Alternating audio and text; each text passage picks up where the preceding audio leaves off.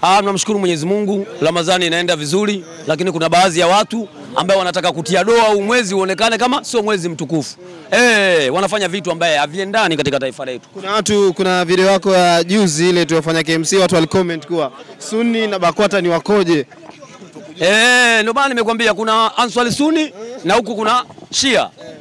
Lakini baraza BAKWATA ni baraza. Yaani Answari Sunni ni dhehebu na Shia dhehebu. Kwa binafsi wao wenzetu wameanza kufunga mapema kabisa tarehe 1, wengine kufunga tarehe 2. Unaona leo kwenye 29 unakuta watu wana ngapi?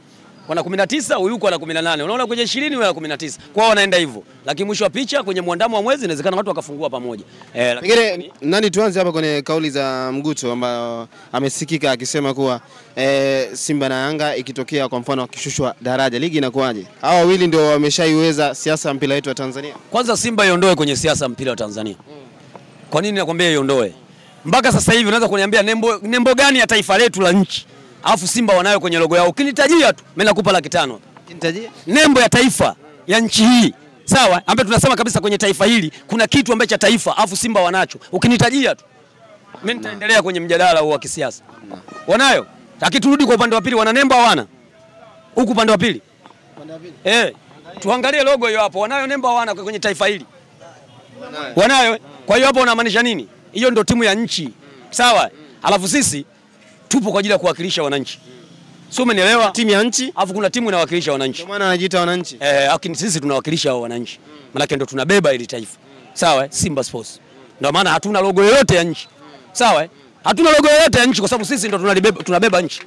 Lakini wao wana logo ya nchi, maana ni wananchi. Kwa hiyo wanaenda kinyume na utaratibu. Sisi tuliwapa mamlaka na kuwapa ule mwenge. Wanatuona hatuna heshima na hatuna maana katika taifa hili. Wao wanajiona wako juu wa taifa hili. Na ndio maana saizi wanafanya kila kitu. Na taarifa ninazokupa saizi za ndani wewe huna. Nichimbie basi. Hizo za ndani. Nipe kodi. Maana kuna kina mzee wa Kudele, lakini sio tupo kujitekea tuko mtaani. Sawa? Wazee. Sasa tunajiuliza, hii klabu ina viongozi au hii klabu ina wazee? Mbona wazee walikaa? Waliita wapi? Ushasikia wazee wa klabu ya Simba walitisha press Msimbazi? Uliwahi kuona press yao Msimbazi? Walikaa pale uwanja wa Taifa. Walikutana wapi? Uwanja wa Taifa. Ndio makao makuu yao. Uwanja wa Taifa ndio makao makuu yao Simba Sports. Makao makuu si pale mtaa wa Uhuru na Msimbazi. Sawa? Umeona pale kwenye jengo lao, hao wana jengo pale katikati ya mji. Uliona wamekutana Simba Sports? Lakini hao jamaa hiki kikao cha pili msimu huu. Juzi tumecha Singida na wao, baada ya kuibuka masuala mengi, wakaibuka wao, hata kiongozi mmoja akujibu wameenda kujibu wao pale Jangwani. Wao kama nani kwenye club? Ile wenyewe si wana ofisi, wanawake wako kwenye ofisi zao. Kwani ile ofisi wenye mamlaka ni kina nani? Wazee au kina engineer Hersi? Ile ofisi ya wazee au kina engineer Hersi? Wazee wa klabu. Mzee wa klabu hana mamlaka kwenda kwenye ile ofisi bila kupewa mamlaka na viongozi wake. Yeye ni mtunza nyaraka za klabu. Ni msimamizi wa nyaraka za klabu. Hapaswi kukanyaga kwenye ofisi. Na maana ofisi za serikali za mitaa zote hizo, basi wazee kwa sababu wapo mtaani, wao ndio wana mamlaka kuongoza mtaa. Tumewachagua wale viongozi wa nini? Wale viongozi tumewachagua mtaani wa nini? Kama wazee wapo ndio wenye mamlaka, basi wao ndio waongoze ule mtaa. Tumechagua viongozi wa nini? Kwa hiyo inaonekana wanachama waliochagua viongozi kina engineer Hersi hawana kazi Jangwani. Au wanajitofautisha wenyewe na klabu zingine. Ndio kwa maana nimekwambia wao wako juu ya mamlaka. Ina maana wao wazee wanajifanya umpira wakao wao. Yaani maana hata viongozi waliochagua saizi hawana maana. Leo kama yeye anaitisha press Jangwani, saizi asubuhi wanakutana Jangwani. Wanaenda kuongea nini? Mimi ningesikia kwamba engineer anaitisha press na watu wake pale, ningeona jambo good, viongozi wanazungumza. Lakini nasikia wazee wanaitisha press, mnaitwa hapo mwende saa 5. Ila hiyo press si wazee wanaona mambo yako sawa. Mambo gani yako sawa? Mambo gani? Mambo wanaonewa. Kama wanaonewa viongozi si ndio wapo, si tunapewa taarifa wamepeleka barua kasi. Press ya nini sasa? Kesi ushapeleka mahakamani. Unaitisha press ya media unalalamika nini? Kisheria unakamatwa unaweka ndani. Kwa mimi na washauri. Sawa, jeshi la polisi la nchi hii. Sawa, najua kamanda Mulilo upo kikazi. Sawa, huu mpira kiko kuna watu wanataka kuvamia sasa. Kuharibu mpira usionekane una afya. Kamata watu mara moja. Yaani kabla ile press haijafanyika. Saa 5 kikao Jumanne Mulilo tunakuomba. Kamanda wetu kwenye mkoa wa Dar es Salaam. Unafanya kazi iliyotukuka sana. Kamata kwa kuwachezea hawa. Kamata hawa jamaa wote. Tusikie wako Central, wako Changombe, wako Stakishari, vile vituo makatili vyote. Peleka watu. Watu wanaojiuza kama walishindwa kuwakamata wale ambao walizuia pale Simba wafanye mazoezi. Kwani wazee wakawakamata? Sasa umeuliza vizuri. Unajua siku zote jeshi linaweza likakosa heshima kwa sababu ya watu wachache tu. Sawa? Jeshi kazi yake ni kusimamia amani, kumsimamia Mtanzania na haki zake. Sasa kama kuna Mtanzania anataka kuvuruga amani ya nchi, unamwachaje? Sawa? Taarifa zipo kwa viongozi. Viongozi wamesema wamelichukulia kisheria, wamelipeleka kwenye mahakama ya dunia kasi. Wewe kama mzee unaipitia press Jangwani unataka kuzungumza nini? Maana unataka kuchechea vitu ambavyo havina maana. Saizi watu unajua hawajadili kuwanunulia nguo watoto wao. Saizi wanajadili mwenendo wa club. Sasa wapi na wapi? Saizi unaweza ukashangaa mpaka Ramadhani inaisha mtu anaenda kununulia mwanae nguo ya Man City au ya Manchester kwa sababu ya wao kujadili vitu ambavyo havina maana, kwa sababu kuna watu saizi wanaumia kupitia huu mpira. Kwa hiyo wanashindwa kujadili masuala ya kifamilia, wanaendelea kujadili jambo moja kila siku ambaye halina tija. Ila Mnandi nje ndio chanzo paka siri zinaanza kufumuka huko. Kwani sisi kama ndio chanzo? Sisi tumekuja kuoa kwako.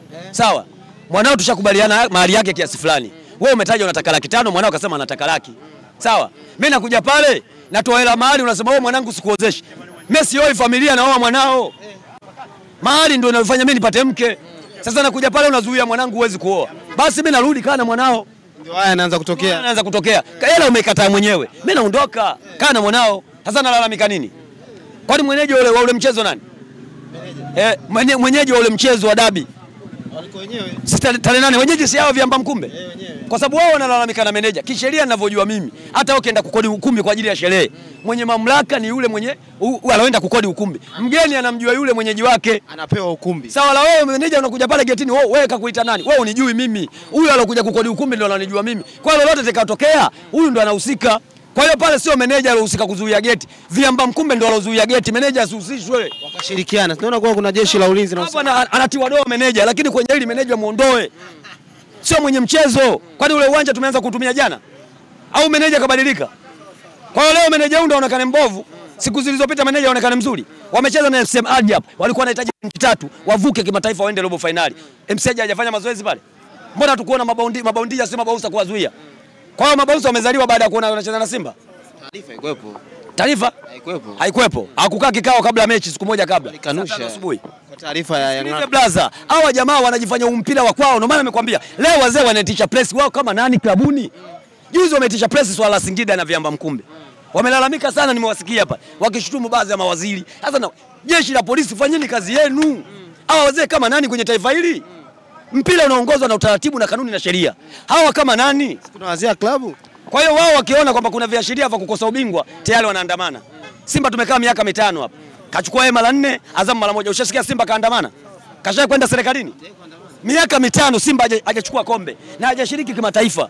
Kawahi kuandamana? Kila vitu vikiwaumiza nyinyi, mbona mnakaa na nyinyi mnakaa na wazee? Wazee kile kilichotokea kwenye mechi ya dabi, wao kimewauma na hawakuitisha press Msimbazi, wanajua ni kosa kisheria.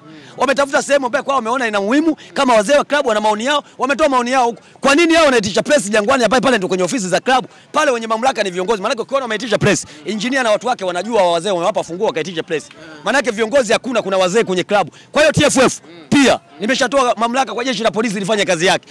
Pia TFF mapema sana baada ya press yao, nataka kusikia jioni ya wazee washafutiwa kwenye mpira. Hiyo chochote ambacho wataongea wale wazee, nyuma yake kuna viongozi wa Young Africans. Sasa nani kawapa funguo pale ofisini pale Jangwani? Mzee pale anaweza kuingia bila kupewa funguo na engineer? Wana ofisi zao pale. Hawana ofisi pale. Anawapa nani ofisi pale? Yaani unataka kuniambia wewe ofisi ya serikali ya mtaa pale, uniambie wazee wa mtaani nao wana ofisi yao pale? Ofisi ni moja tu. Ofisi anawapa nani pale? Wana mamlaka gani? Mamlaka wakiingia pale lazima wapate mamlaka kwa kiongozi wao.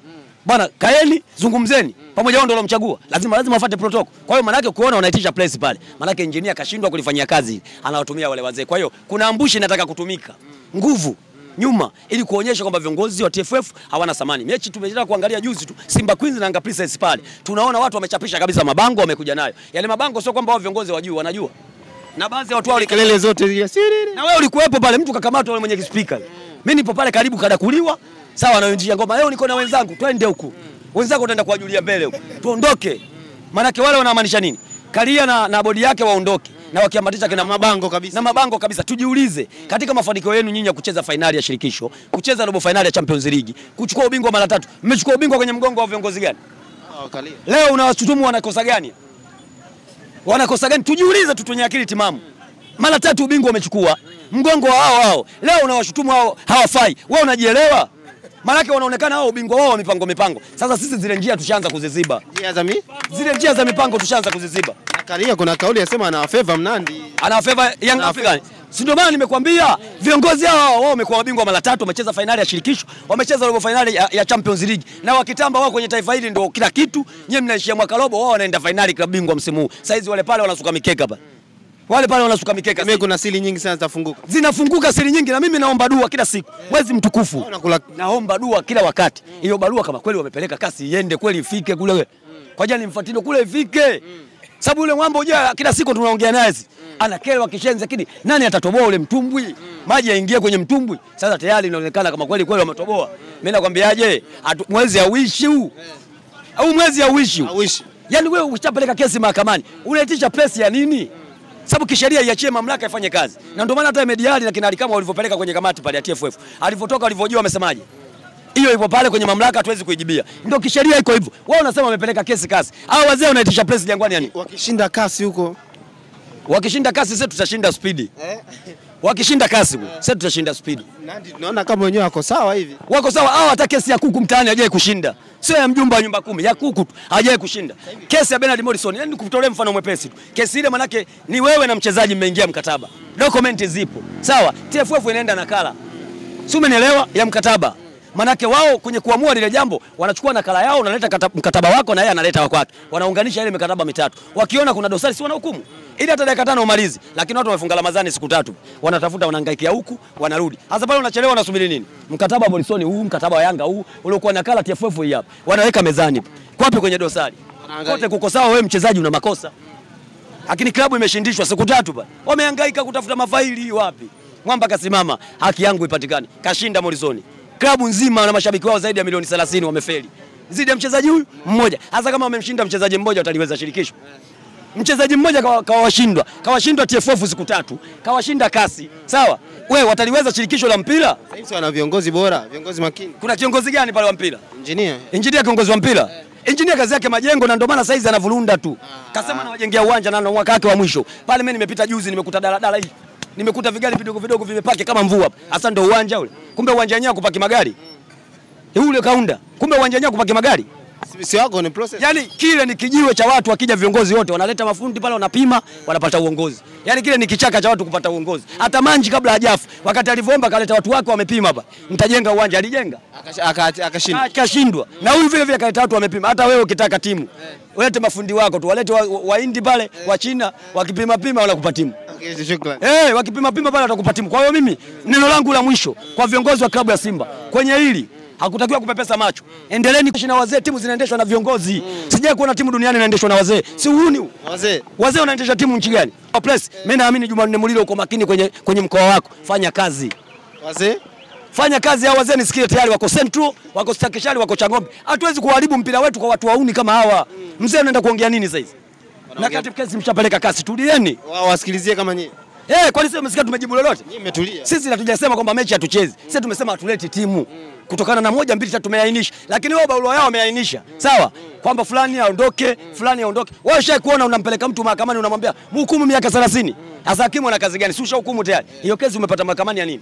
Yaani hao jamaa wanauharibu huu mpira wa Tanzania. Sawa? Kisa tu kile kimwenge walichobeba. Sisi hatuna mwenge wa rangi moja blaza. Sawa? Hata mtoto akijifunza kwenye jezi hiyo lazima afeli. Akijifunza kwenye jezi akiangalia huo mwenge tu akisema kwa sababu ndio mwenge wa nchi. Huo hapo anafeli. Akiuliza swali mwenge una rangi ngapi? Wewe una rangi ngapi? Haonekani. Huo hapo una rangi ngapi? Si bendera chuma mlingoti chuma au sio? Si una rangi moja huo. Wewe ushasikia bendera ya chuma? Ndio huo hapo. Yaani tuna mwenge wa rangi moja sasa nchi. Nchi tuna mwenge wa rangi mbili. Muhimili goldi lakini moto mwekundu. Rangi mbili. Sasa wewe jibu njano au jibu goldi kama utafanikiwa. Maana ukiifuata logo ya Yanga unajua umefeli. Kama alivyofeli. Kama wanavyofeli wazee wao wanaitisha press kila siku viongozi wanashindwa kuongea. Kwa hiyo ukiifuata hiyo unafeli. Hii timu ya makuli. Sasa watu kwa sababu walikuwa wajui. Sasa mwakao kila mtu atajua kama hii timu ya wabeba mizigo. Tuna timu mbili za wabeba mizigo, Azamu na Yanga. Na hii ya wabeba mizigo toka miaka hiyo. Imetolewa pale Kamata pale roundabout bandari namba 1. Au Magodoni mpaka leo yapo. Kwa hiyo sasa hivi inaonekana sasa mafuta yanajitenga, maji nayo yanajitenga. Makuli wanaanza kuonekana. Kuli usifanye kazi na babako. Ukifanya kazi na babako unaweza kumvunja miguu. Haina heshima ile. Ndio anachokifanya. Ndio anachokifanya sasa hizi. Washavua nguo zao za kazi wamevaa vibwende wanaitisha press Jangwani. Washakuwa makuli sasa hizi wanahangaika. Yaani timu hii ukiwa kiongozi lazima uwalibikie. Wewe jiulize, Mwakalebela alikuwa katibu mkuu, yeye na Malinzi pale miaka 5. Lakini jiulize kaja Young African anaiomba lazi Simba. Katibu mkuu wa TFF anakuja kuiomba lazi Simba. Ina maana hajui kanuni na utaratibu. Nafikirisha. Si timu ya makuli, yani ukishavua nguo za nyumbani hata uwe na akili za aina gani, ukivaa vibwende akili zako umeziacha pale kwenye nguo ulikotungika. Mpaka baadaye uvae ndo zinarudi. Kwa hiyo sasa hizi maana tayari wewe umekuwa kama kuli. Kwa hiyo wanaendeshwa kikulikuli tu sio mpira. Okay, shukrani. Asante sana.